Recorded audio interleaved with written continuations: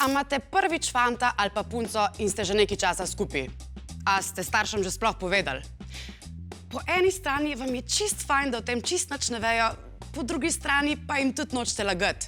Oziroma bi bili radi z njimi iskreni, ko vas vprašajo, kam greste danes zvečer. Mogoče je skrajni čas, da jim poveste, da imate fanta ali pa punco. Najte pa za to primeren čas. Ne narediti tega. A ga vidiš? Ne, sem ga pa slišal. Kaj pa vidva delata? Golob je prišel noter. Zdaj se pa pod kavčem skriva. Cool, a bi se mi lahko samo na čem pogovorili? Pazi, proti tebi gre. Fuj, da ga ujem. Ne, da ga ti ujem. A mislite, da bi videla lahko tako pol goloba lovila? A se je kar posral? Ej, ti, nehi strat na moj parket. Pa jaz grem po metlo. Kaj? Pa ne moreš ga kar z metlo, no?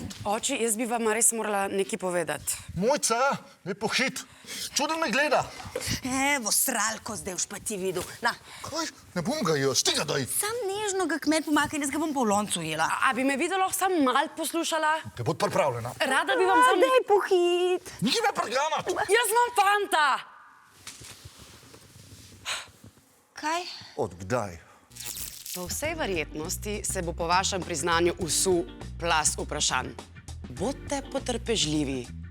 Tudi oni so se prvi znašli v tej situaciji. Pogovorite se z njimi o vaši simpatiji, kaj vam je na njej všeč, poudarite njegove ali pa njene dobre lastnosti, da bodo dobili občutek, kdo je. Prav tako je koristno imeti fotografijo, ki jo lahko vidijo. Koliko je star? 17.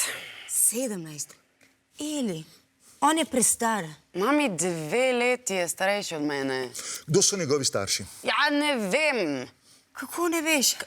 Mojca, bom jaz to vse preveril. Kako se piše? Dej, aloh nisi tak policaj? Če pa sem policaj, mi bomo tega fanta v bazi podatkov preverili. Vse bom vedel o njem. Kako se piše? Ne boš, dej, mami, no. Peter, vse veš, da tega ne smeš delati, da te ne bodo spet hoteli odpustiti. Ok. Pa me pa zanima, kakšno je njegovo povprečje ocen v šoli, a je bil cepljen proti vsem otroškim boleznim in kakšen je njegov rezultat na poligonu pri športnem kartonu. Gremo. Mami, a lahko prosim, no? Ne, tiho, mene tudi to zanima. Bodite pripravljeni na pogajanja. Če vaša starša ne želite, da hodite na zmenke, vi pa jih prosite, naj vam dovolijo, morate biti pripravljeni na kompromis. Mogoče lahko predlagate, da se s fantom ali pa punco dobivate pri vas, doma.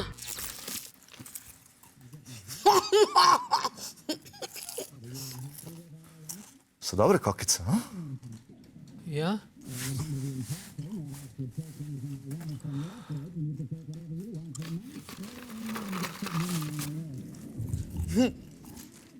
To je najboljši zmenk ever, ej. Ever, ja. A ste vi že punco ali pa fanta pripeljali domov? Kako je bilo? Napišite v komentarje.